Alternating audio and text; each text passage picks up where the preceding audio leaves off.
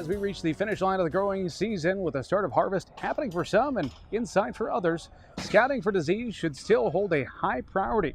Being aware of any potential threat diseases may pose to your fields will help you set up best to make informed decisions leading into the planting season coming up this spring. During the first day of Husker Harvest Days, our team caught up with the extension educator in this area, that's Amy Timmerman, to find out what corn producers in particular should be keeping an eye on as they look out, as I mentioned, harvest nearing. So as we go into September, I know the tendency is that we're done scouting our cornfields, but in all reality, we need to still be out there scouting. We still have foliar diseases developing out there, and it's important for us to know what we have because that's going to help us make management decisions for the 2025 growing season.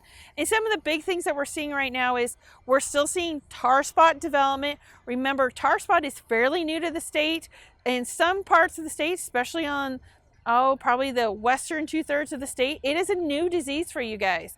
So as we look at the distribution of tar spot, primarily we've seen it in the eastern third of Nebraska, but there's a lot of counties with corn production where we're still finding it for the first time. And finding it later in the season is very common. When we look at the symptomology of tar spot, yes, it starts out as tiny black specks, but we have to be really sure that's really what we're looking at because it can be confused with other diseases. In the photos that we have here, as tar spot develops, it becomes a larger, blotchier lesion, which is a lot easier to identify. So I mentioned earlier that those tiny black specks can be easily misidentified. There are two other fungal diseases that we're seeing right now that can give us this same symptomology. One of those is southern rust. Southern rust has been running rampant in the state since the middle of July, and we're still seeing new developments of southern rust. But as southern rust continues to develop, it's starting to produce a different spore type called the Telia spore, which is the overwintering spore, which is also black in coloration, which makes it difficult to identify, do I have initial tar spot or do I have the Telia spore of southern rust? One thing we can look at when we're looking at southern rust and that distribution, remember southern rust likes to be smaller pustules, more highly concentrated in an area of the leaf. If you're seeing more of that and you're seeing the brown pustule or the more red pustules, it may be tar spot. The final fungal pathogen that we're running into as we're getting into September and October is just the saprophytic fungi.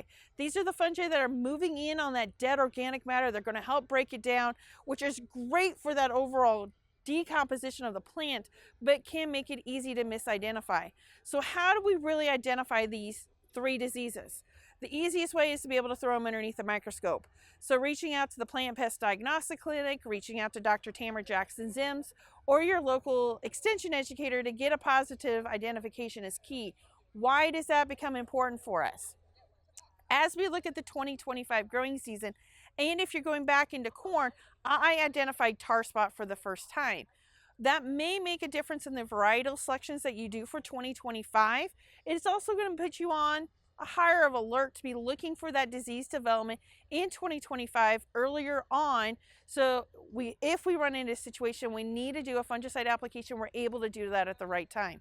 Now, if we have southern rust is not able to overwinter here. So that's going to be a disease that's going to be blown in again, but we can also look at maybe we want to do some varietal selections if there's those options for 2025 because we got hit pretty hard, or different management options we may want to do for those fungal diseases.